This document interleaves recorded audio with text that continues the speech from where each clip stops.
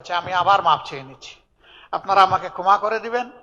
সাবেক গণভবন, যেটাকে বাংলাদেশের ধ্বংসের কেন্দ্রস্থলে পরিণত করা হয়েছিল, সেই গণভবনকে জুলাই আন্দোলনের স্মৃতি ঘর হিসাবে গড়ে তোলা হয়েছে, মিউজিয়াম হিসাবে।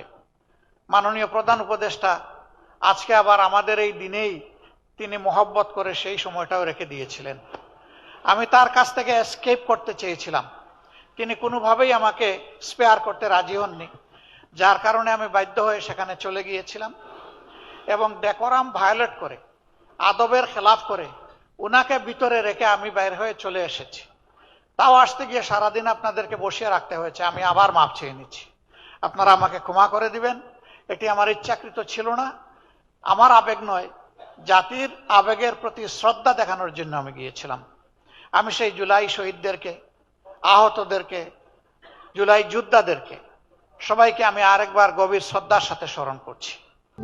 প্রবাসীদের জন্য নির্মাণ হচ্ছে দেশের প্রথম স্মার্ট সিটি, যেখানে থাকছে স্কুল, মসজিদ, হাসপাতাল, সুইমিং পুল, হেলিপ্যাড, পাঠাগার, জিম, সুপারমার্কেট, শিশু পার্ক সহ সকল নাগরিক সুবিধা। মাত্র ৩০ লাখ টাকা বিনিয়োগে মিলছে আকর্ষণীয় ফ্ল্যাট।